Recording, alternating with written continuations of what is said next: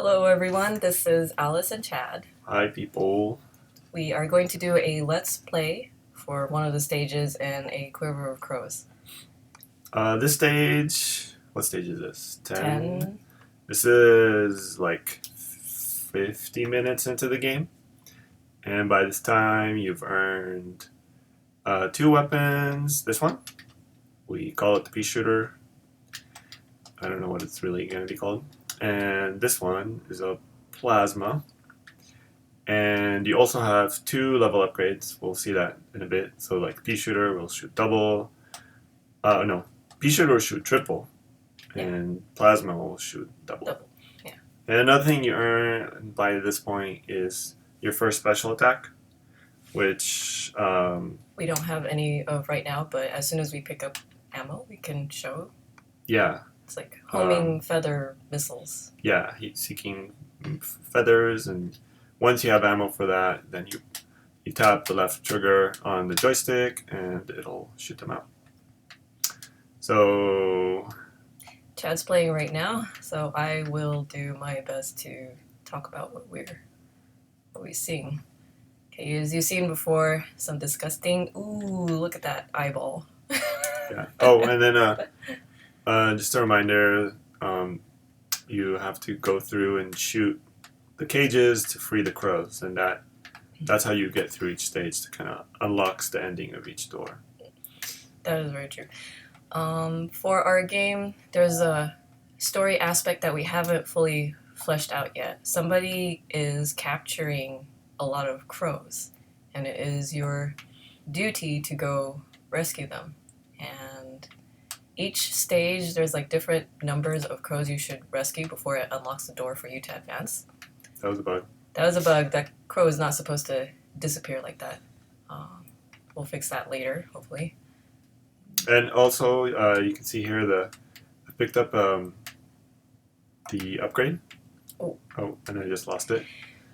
Yeah, every time you, even after you pick up an upgrade, if you get hit, you get downgraded immediately. But we've made it so that the upgrades spawn dynamically, meaning that we only have 2 levels per weapon right now. But later on, hopefully, we'll have perhaps 5 weapon upgrades. So that if you have level 2 right now, for example, it will require you to kill a larger amount of monsters in order to get the level 3 upgrade. But if you get downgraded because you got hit, it'll go back to the beginning where you have to kill a smaller amount of monsters in order to get an upgrade to drop.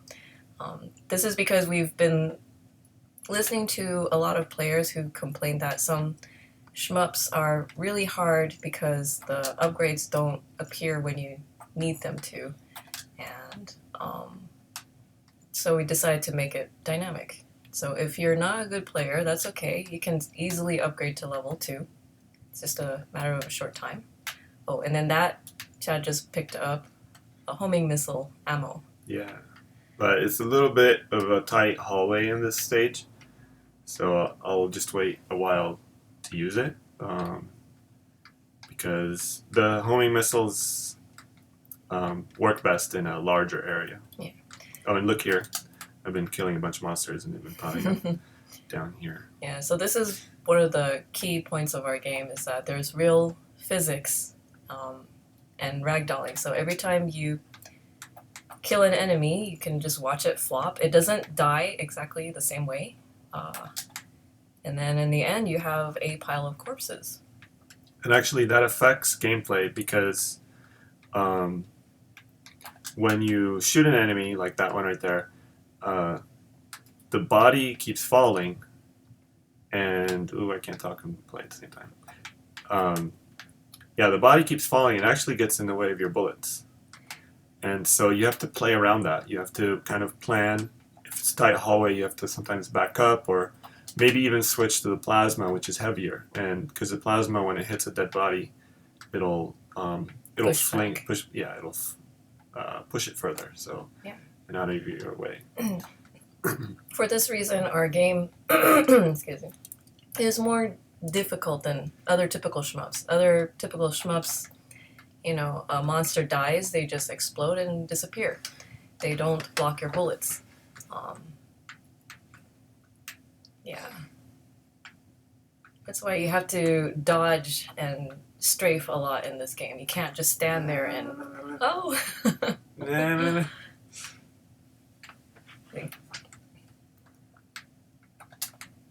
Yeah. And then the different bullets are to encourage players to switch between them. Because in that case, don't know if you noticed, there was a wall of bodies. So Chad switched over to the plasma weapon to help punch through it. Ooh. Nice one. My hands are getting sweaty. You want me to take over? It's hot. We're in California. Oh yeah. And it's toasty even with the AC on right now.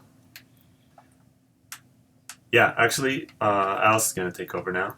Okay. She's better at most games than I am. Oh, I think you... And so you can see a real expert play.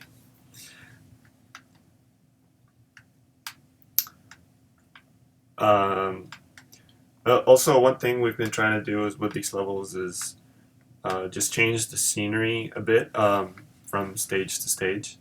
The whole first level is based on inspired by the colors of dawn. So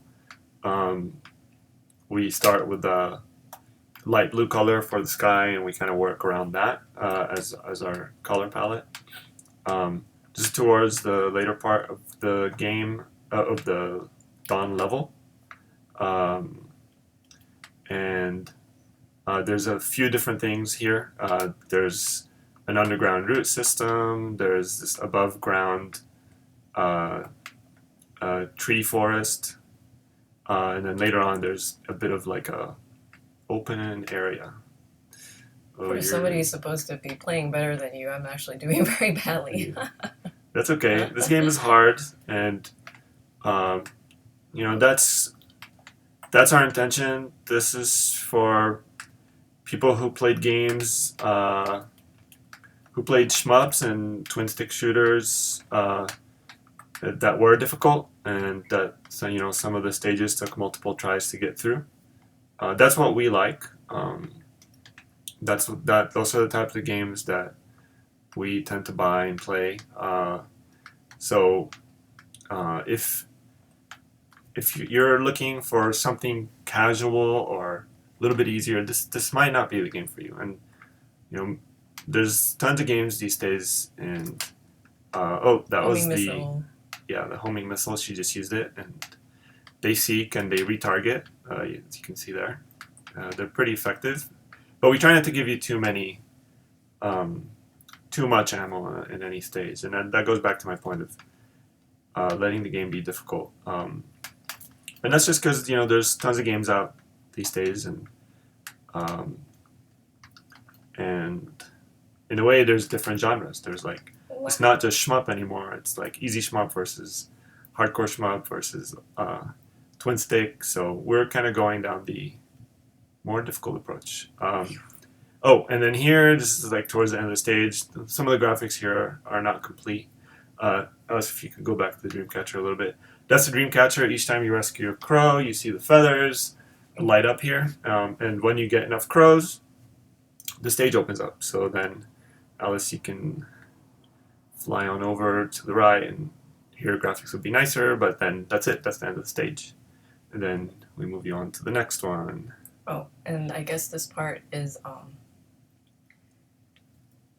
this is a debug build. So yeah, the tutorial is not supposed to be showing up here, but because we hard-coded the stage number, you are seeing it here right now. Yeah. But that should conclude our Let's Play for now. Yeah. What was I gonna say? So this was our first Let's Play with no major development talk. Let us know what you think. Let us know, if you have feedback for us, let us know, because we're starting to do our alpha, and eventually we want to do a beta soon.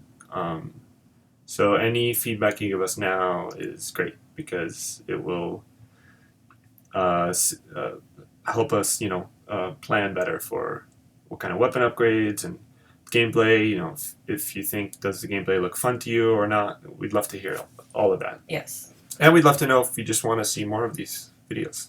Yeah, so please let us know. Thank you for watching. Thank you. Bye. Bye.